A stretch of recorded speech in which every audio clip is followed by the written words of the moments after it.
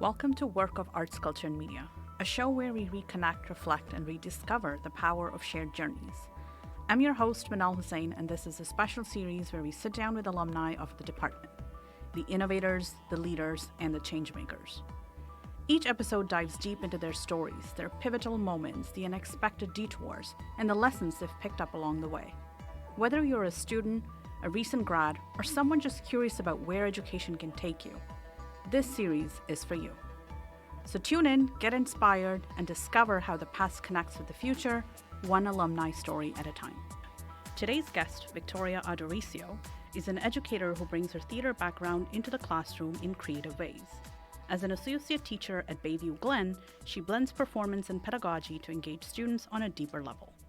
Join us as we talk about the role of theatre in education, empowering students to social, emotional learning, and ways in which ACM shaped her unique career. All right, so we're going to start with a few questions. I'm going to ask you these questions and you have time to think and respond. I want to know, you are an educator at Bayview Glen, which is an independent day school. Please tell us how a theatre and performance student at UTSC found their way to the field of teaching. What ignited that passion in you and what kept you going? Well, I guess when I was in grade 12, they kind of are like, you need to decide what you want to do for the rest of your life. And I was terrified and I really didn't know what I wanted to do. And I had some ideas of different pathways I wanted to go to. And I was really leaning towards teaching. And I was pretty sure that was what I wanted to do, but I wasn't entirely sure that that was my thing. But I did know that I had a really strong passion for theater and performance, and I also had a passion for mathematics. So I was like, I'm going to go to UTSC, and I really want to study theater, and I think that's going to lead me towards teaching, but even if it doesn't, this is something I feel really strong and really passionate about. And I also wanted to do math too, which growing up, everyone thought was very funny that I did both theater and math, because generally I don't think people do those subjects together. But I really liked both of them. And I think what really inspired me to be a teacher was I had some really amazing teachers in high school, a mathematics teacher and a drama teacher that they were real role models for me. And they helped to bring me out of my shell, I guess, and they really helped me with my confidence, particularly in theater, and that went further when I studied theater at the university. And so that really inspired me to want to teach others because they really inspired some passion and some confidence in me. And I was I really want to inspire that in other people, whether that's in a theater or arts space or in a mathematics space. So that's kind of what led me down the road to teaching. I think what keeps me going really is the students and I feel that's a very basic answer. If you ask any teacher, they're probably going to say the same thing, but that's true because if it wasn't for them, I don't think I would do what I'm doing because, you have a bad day or, you're oh, I don't really think that lesson hit. And then sometimes students will come after you after and they're oh, I get the concept now. Or they'll say something to you after that you're okay, it kind of reassures you in what you're doing and it makes you feel oh, at least I think I helped in some sort of way, whether it was helping in mathematics or helping to build confidence in students and stuff like that. You talked about how theatre helped you as a student and in gaining confidence. I'm curious to know how you bring your background in theatre into your teaching philosophy and the ways in which you use it to engage students in your classroom. Yeah, absolutely. So I'm currently teaching math classes right now at the grade 8 level. And one of the ways, it's not necessarily directly theater-related stuff, but I sort of try to approach it in a creative way. So I always tell people, I'm a drama teacher first, and then I'm a math teacher. So one of the things I like to do is I start off the class with question of a day. So there's a list of 100 questions, pick a number between 1 and 100, and they'll pick a number, and it's some sort of creative question, would you rather be a vampire, a mer creature, or a centaur? Oh, that's very cool. And something like that, and there's 100 questions, they're all different, right? And so they don't know, they don't come in knowing which one they're going to get, but they know that's how we start the class. And everybody has to answer. And you can skip if you want to, but I really try to encourage students, to come up with this. So instead of starting off with like a math problem that can be very intimidating for students, and a lot of students I have in my class are very closed off, like when it comes to mathematics, like it causes them a lot of anxiety, they get very stressed about it. So they know we're starting off in some sort of creative way. And I also like bake a lot of time and space into those questions. So it's not just you give a one word answer and then we move on. We talk about it, right? Why do you want to be a centaur? Like, what would make being a centaur so cool? And it kind of just opens up a little bit more of like a creative space for students.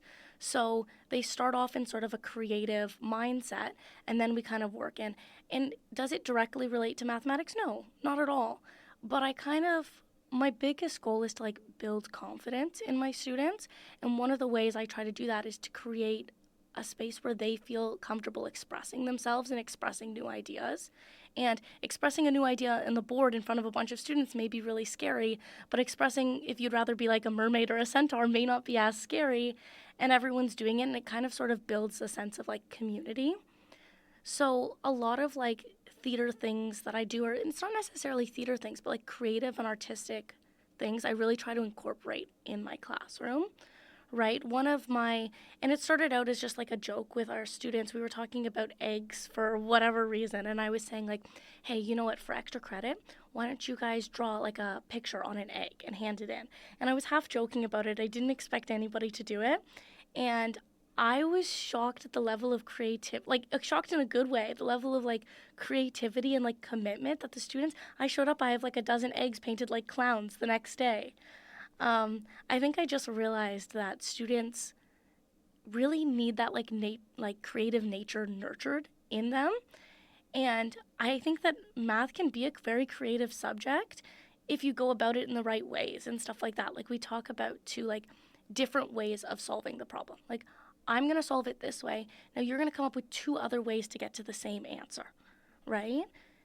So I really try to like nurture that creativity in the math classroom specifically. And so I think like that's one of the ways that theater's really influenced my teaching philosophy, because I try to take a really creative approach to it. That's amazing. As a follow up to that, I'm curious to know how the other teachers in the staff room react or respond to your way of teaching. You know what? I think I'm trying to convert them. So I think people at first were a bit of like apprehensive, because they were like, why would you spend, like I've had some coworkers, and not in a negative way, they were just curious. They were like, why would you spend like a good chunk of time doing this at the start of your lessons rather than just going right into the material? And I was talking to, like, baked into the math curriculum is social emotional learning, and that's something I'm super passionate about. And I was like, the kids I have that enter my classroom, they're not well equipped yet with the tools to like properly socialize with others. Like I have a lot of students that come into my classroom that, they were very like to themselves. They just needed further development on their social emotional learning. And I was like, I think that this is a really good way to develop this. And it's actually in the specific curriculum requirements. And I was also talking about like, this is a really great way to like get to know my students. So sometimes it's a question about like mermaids, but sometimes it's just like what's your favorite memory? Or like, what's a random act of kindness that you did or someone did to you that you like will always remember?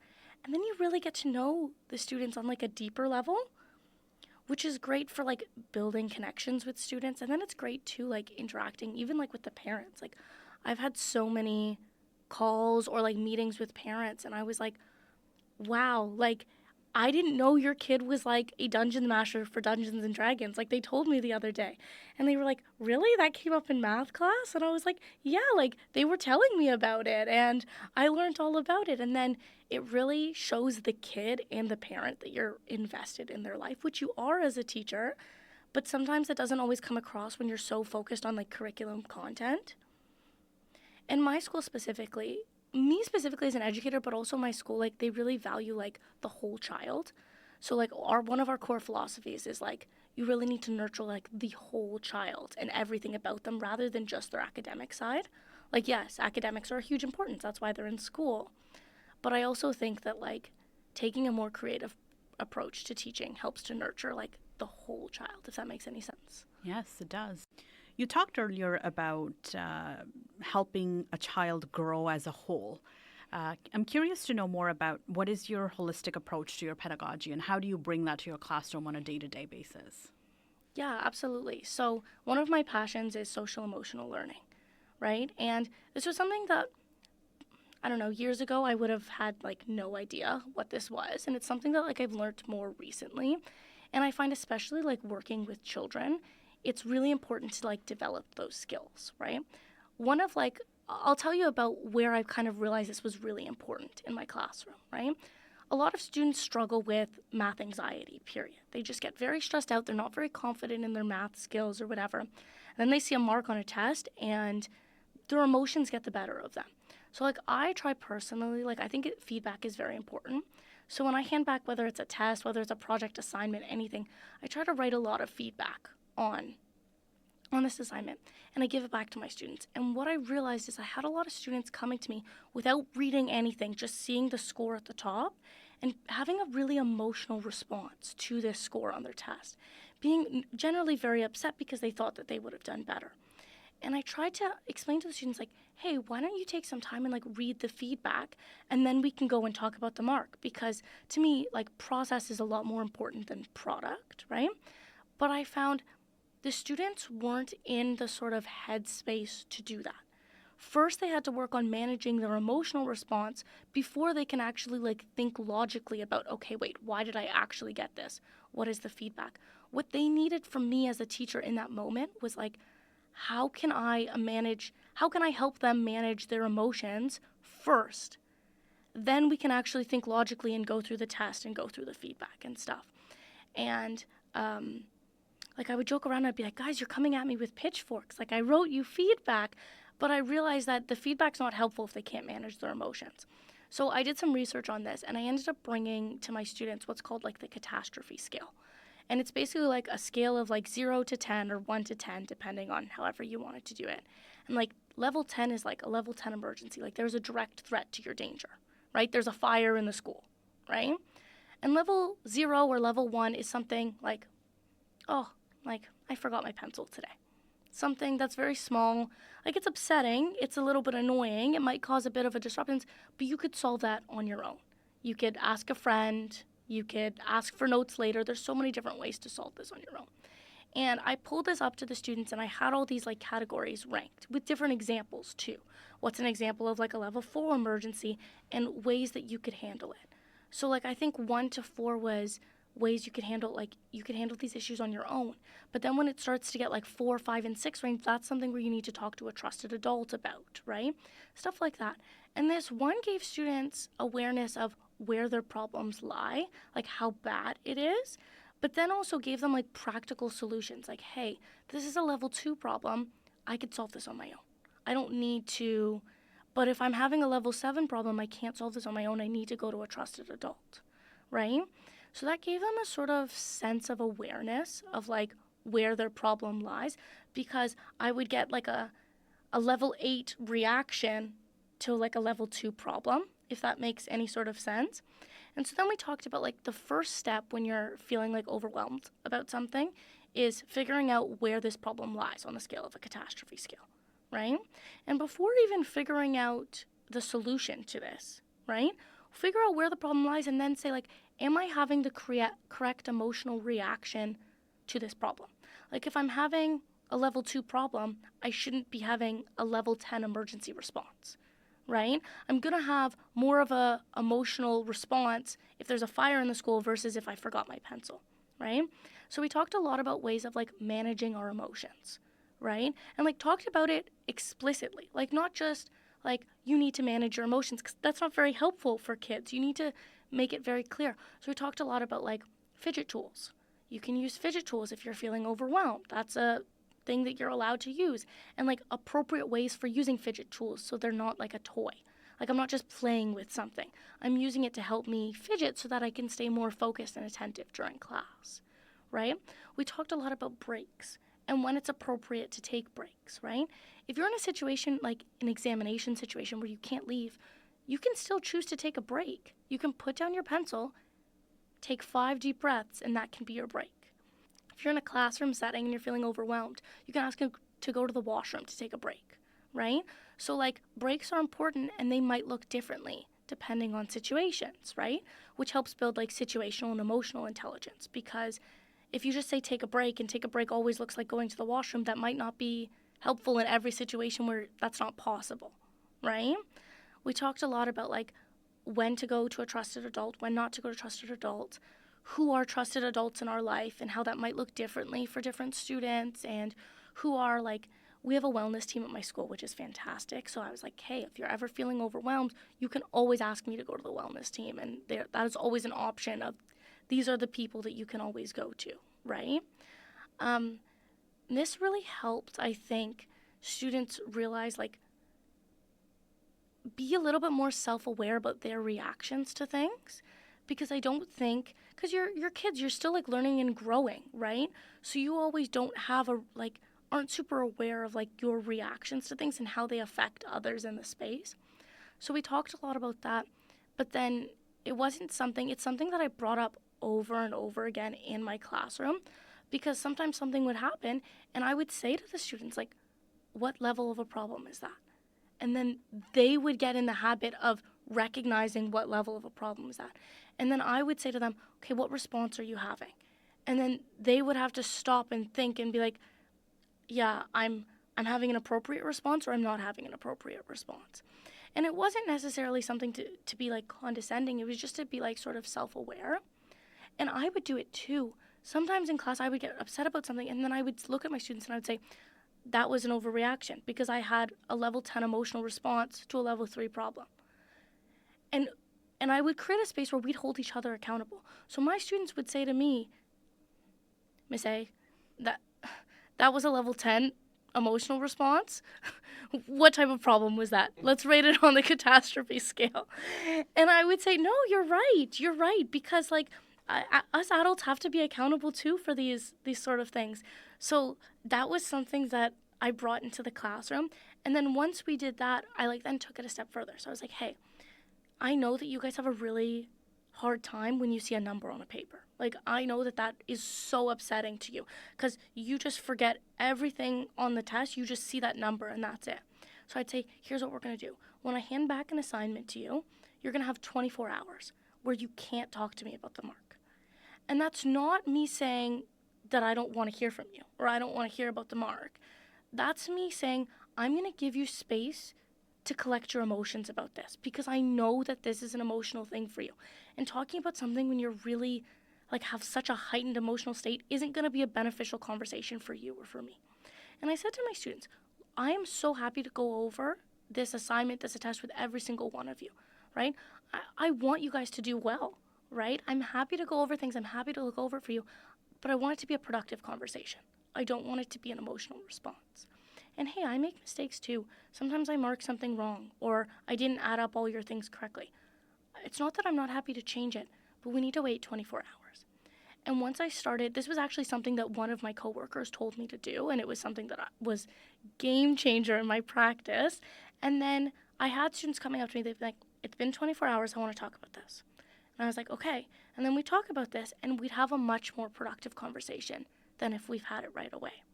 Or I had students sometimes come up to me right away and I want to talk to this. And I was like, I will. 24 hours. And they'd come up to me 24, and then 24 hours later, they wouldn't come up to me. So I would go up to them and I'd be like, hey, I know you really wanted to talk about this. Let's talk about it. And they're like, actually, I don't. I understand. I read your feedback. I understand where I went wrong. I was just really upset about the mark. Then I was like, okay, I'm glad we recognize that. So let's talk about ways that we can better prepare ourselves for the next assignment, right? And honestly, that, I think, is one of the things that's really crucial to teaching. And I think that's an area of growth for me individually that I did, over the course of the year, because I realized that was, a need for my students, so I needed to kind of bring that into the classroom. And, there was one student in particular, and I remember because I talked to them at the end of the year, I was like, you've improved so much social-emotionally, because the student would just didn't really have that sort of emotional awareness at the beginning of the year, and over the course of the year started to develop that, and they recognized it too, which made it super cool. It was a really good takeaway or interaction, because I was like, I'm really confident with you going into high school next year because you've really worked on that social emotional piece. That's really fascinating. I wish I had a teacher like you. I do know that not all of us have the right tools to develop in that way.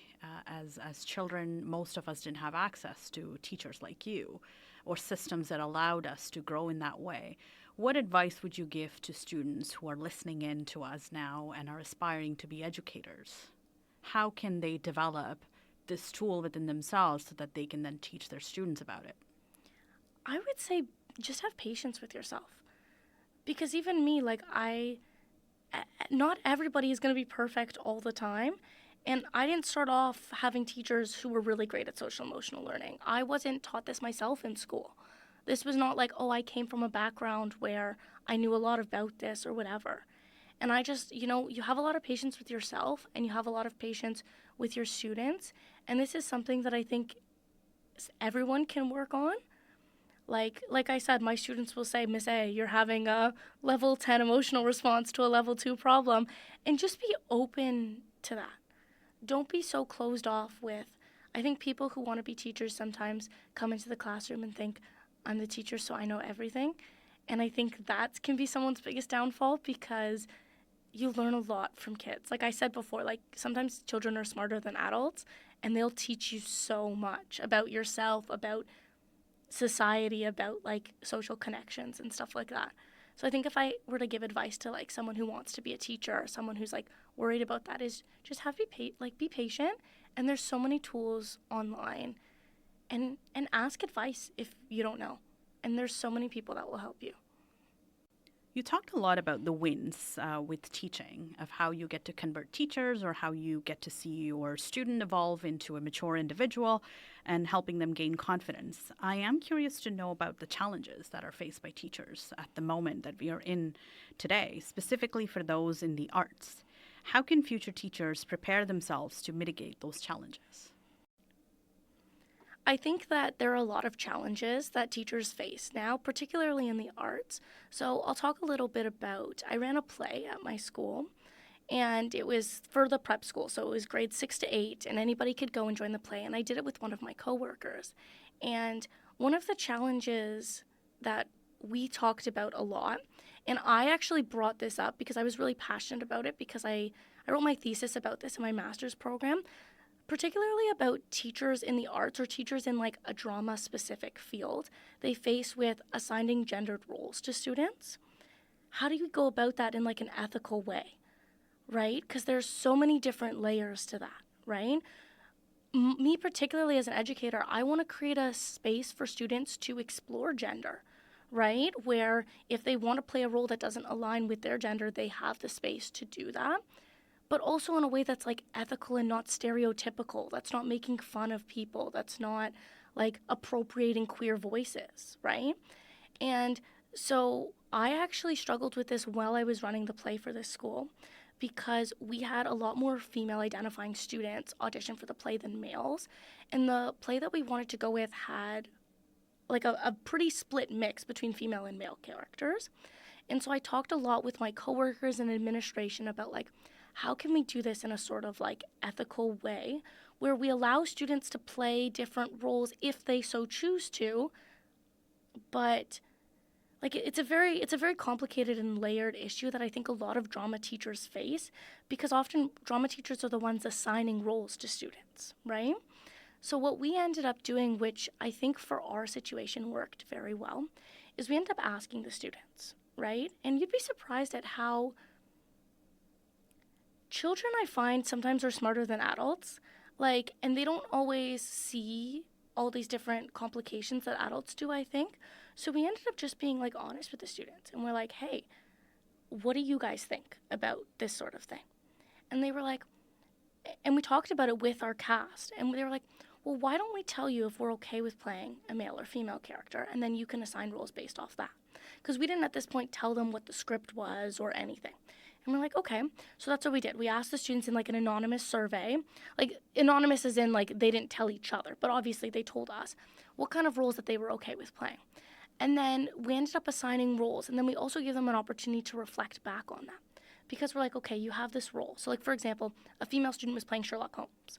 And we're like, you can play Sherlock Holmes. And we also like consulted like the playwright to make sure changing the pronouns and everything was okay. I'm like, you can play it as Sherlock Holmes if you want, as long as you're doing like an authentic representation and nothing that's like super stereotypical.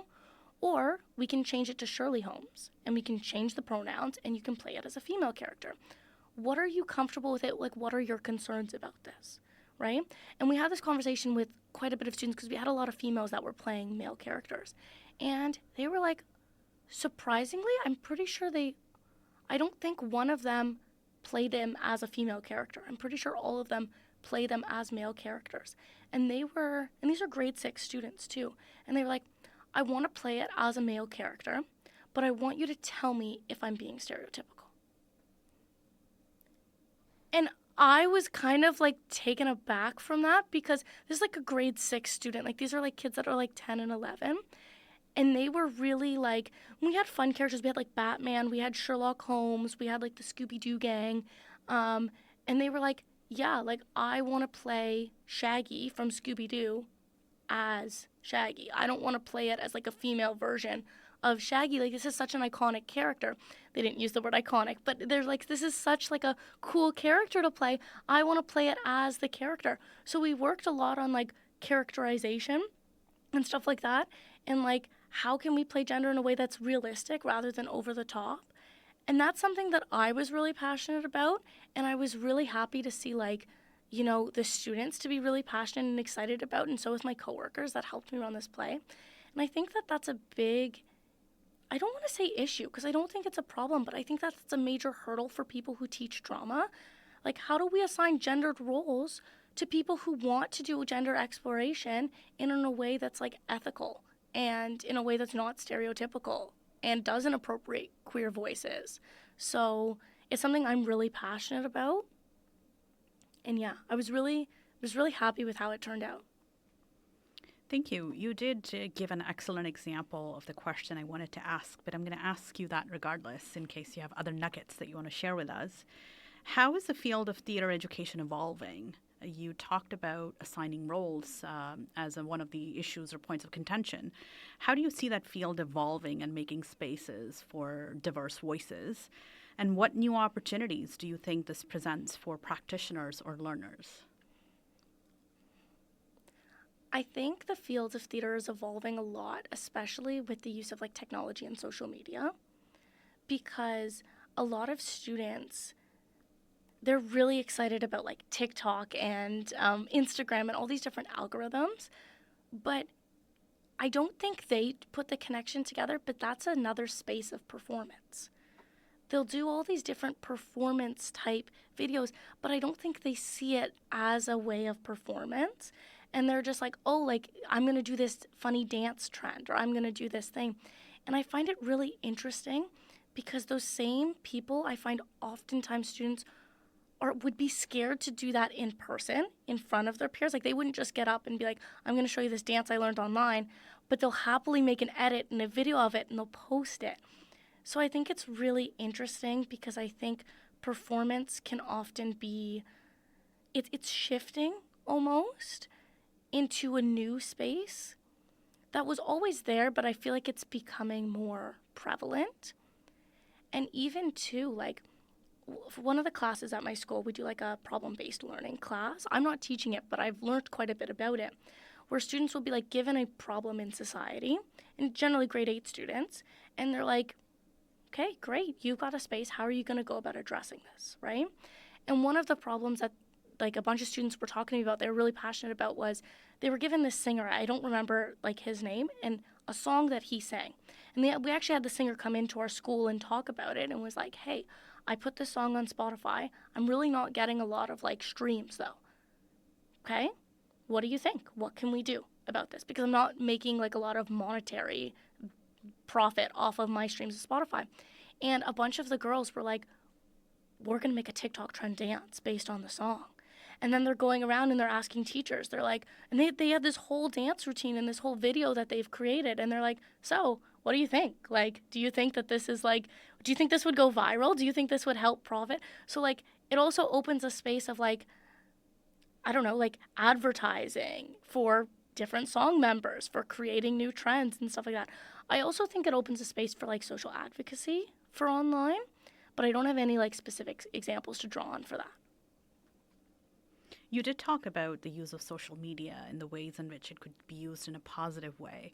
I'm curious to know, as an educator, how is it that you envision artificial intelligence being part of your modern classrooms? What do you think are the advantages of using it, or what are the ways in which our young students might be impacted by it?